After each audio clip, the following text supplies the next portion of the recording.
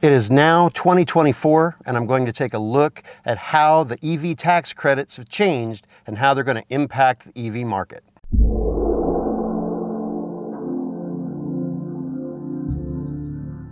On January 1st, 2024, the federal EV tax credit began to give you the option of getting that credit at the point of sale. To do that, you sign some paperwork at the dealership. You basically are signing it to the dealership. They have to be registered in the system to be able to provide that service to you.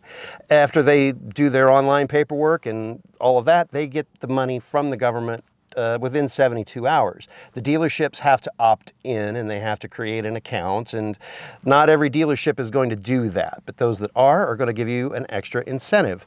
Now, there are of course some changes to the new electric vehicle tax credit, and I'm going to get into those at the end of the video. I'm going to spend most of this video talking about the EV market when it comes to used EVs. Now, the used EV credit is up to $4,000 or 30% of the sale price, whichever is less. For that to work out to be $4,000, then you're looking at a car that's $13,334. 30% of that will work out to $4,000. If the car is less than that, then you're not going to get $4,000. You're going to get whatever 30% of that sale price is. That's also not a pre-sales tax discount. You're going to pay sales tax on the full selling price of the car, and that tax credit will kind of behave like a down payment.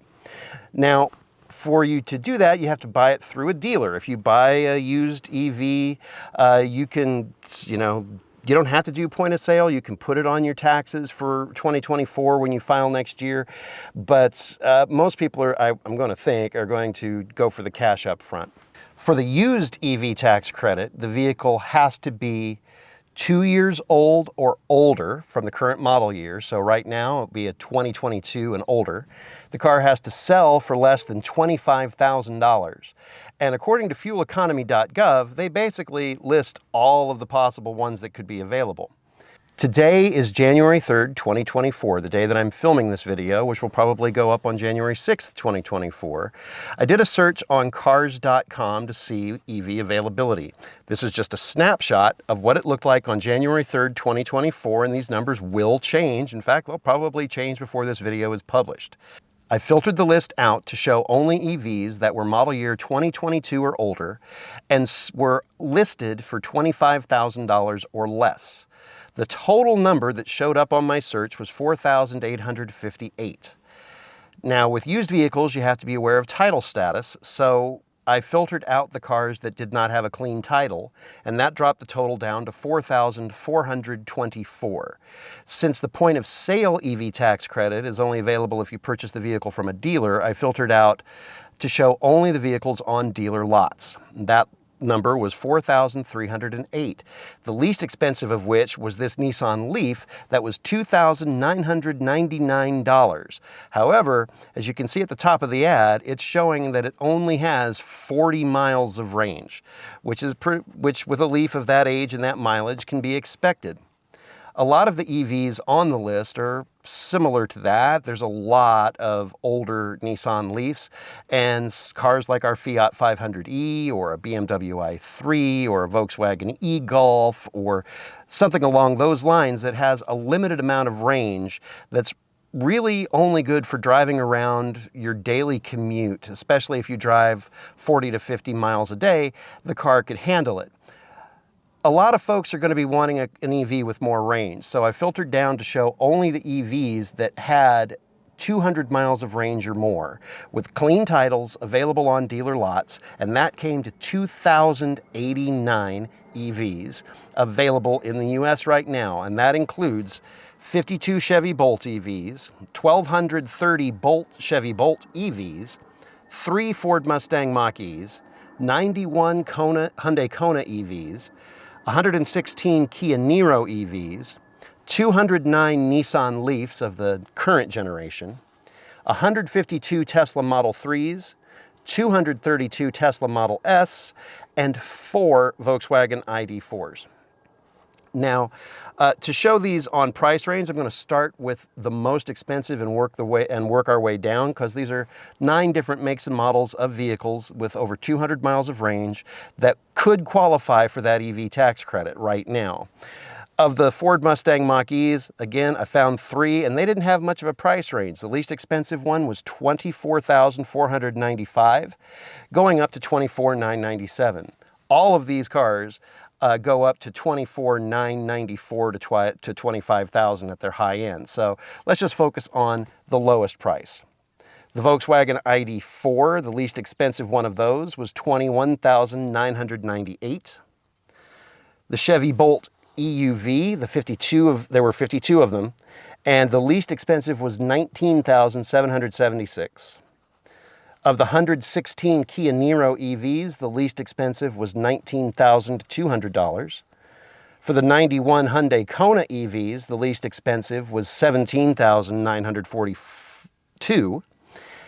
Of the 152 Tesla Model 3s, the least expensive was $16,995, but its mileage was kind of high. For the Nissan Leafs, there were 209 of them, with the least expensive being $15,794. The second least expensive was the Tesla Model S, with the least expensive one that I could find being $13,990. But for a Tesla Model S to be in that price range, you're looking at one that's 9, 10, or 11 years old that could have 100 to 150 to 160,000 miles on it. But the least expensive was, of course, the Chevy Bolt EV, like the car that I'm sitting in. And there were 1,230 of them, more than half of the available used EVs on the market that could qualify for the used EV tax credit are Chevy Bolts. The least expensive one was $12,000. Now, on the topic of used Chevy Bolts, I also discovered that there is a Chevy dealership in Paola, Kansas called Victory Chevrolet GMC. They have purchased a lot of used Bolts at auction, and they've kind of become a national Bolt headquarters.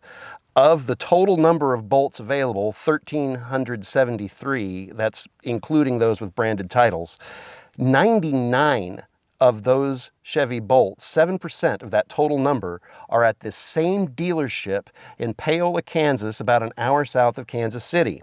46 of them on their lot, if I filter to only show, is what I get if I filter out to only show clean titles. Now those start at $14,995 on that dealership lot, and that dealer says on their website that they can ship anywhere in the country. Don't expect the shipping to be free. There is going to be a fee for that shipping, but you could buy the car online and they'd ship it to you. Looking at Facebook posts of people on the Chevy Bolt forum that have bought it there, they've gotten their car within a week. They're also set up to do the point of sale tax credit as well at that dealership, according to some of the Facebook posts that I've seen. Now, why are there so many used Chevy Bolt EVs out there? Around the time that I bought this car, it had just gotten it was built with the new battery. My Chevy Bolt is post battery recall. But the people who owned the Chevy Bolts before then either got a new battery put into their car by General Motors, or GM offered to do an MSRP swap on their car to basically give them the MSRP on their car to get them into a new Chevy Bolt, and they just took the car back. GM took the older Bolt back. So for folks who didn't want to wait, or were just like, hey, this is a good way to get a new car cheap, there became a lot of factory buybacks on Chevy Bolts because of that. Now, before Chevrolet could sell them, they had to either get the new battery put in with the full 8-year, 100,000-mile warranty, or they had to get a software update that can help better manage the battery on the older Bolts. All of these factory buybacks, according to this dealership in Chevrolet in Kansas, come with a 1-year, 12,000-mile bumper-to-bumper warranty from General Motors included with the car, because they were the factory buybacks. They've been fixed. So if you're looking for a good deal on a Chevy Bolt, that's definitely the way to look for it. For these used vehicle tax credits, again, remember, it works as a down payment. So you'd pay tax on the $12,000 if you wanted that least expensive Bolt EV, but then you'd put essentially like it was a $4,000, well, not 4,000, that one wouldn't even qualify for the full 4,000. So whatever 30% of $12,000 is, and I'll put that up in a graphic, that's what would work as your down payment. Now let's take the last couple of minutes of this video to talk about what new cars are eligible for the tax credit in 2024 if the vehicle is placed in service after January 1st of 2024. My source for this information is fueleconomy.gov.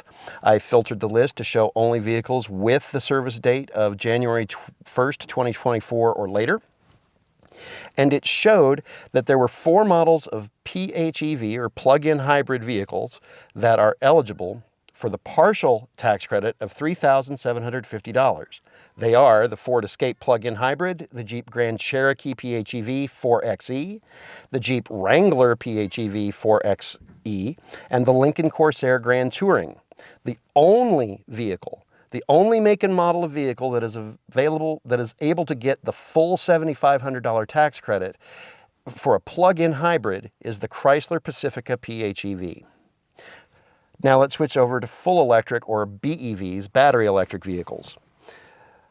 Only Rivian is eligible for the half tax credit of $3,750, and that is good for the Rivian R1S, dual motor large pack, and quad motor large pack, as well as the Rivian R1T, dual motor large pack, dual motor max pack, and quad motor large pack, if you can get those vehicles under the price cap of $80,000. The other ones are available for the full $7,500 tax credit. For Chevrolet, it's the Bolt EV and the Bolt EUV. For Ford, it's only the Ford F-150 Lightning, both the standard range and extended range. The Mustang Mach-e is no longer eligible. For Tesla, it's the Model 3 Performance, the Model X Long Range, and the Tesla Model Y, according to the fueleconomy.gov website, the all-wheel drive, the performance, and the rear-wheel drive. But on the Tesla website, it says all Model Y trims are eligible for the full $7,500 tax credit. What dropped off there was the Model 3 rear-wheel drive and the Model 3 long range. They're no longer eligible for any of that tax credit. Also, I'm not seeing the Volkswagen ID.4 on this list. Just last week, when it was still 2023, that vehicle was eligible for the full $7,500. Now it's not on here at all. It'll be real curious to see what happens to ID.4 prices in the coming weeks. I spent a couple of days looking at current inventory of Teslas, and I didn't really see much of a fluctuation in price range between New Year's Eve, New Year's Day, January 2nd. It's hard to tell because the cars sell and they don't really list the VINs on there, so I can't really tell if that's the exact vehicle or not. But I'm not seeing wild price fluctuations at this early stage of the year. This is likely to change, and I'll probably do another one of these quick market updates in a month or so and just see what's changed up. If you found this video informative, give us a like. Please subscribe for more content, and thank you very much for watching.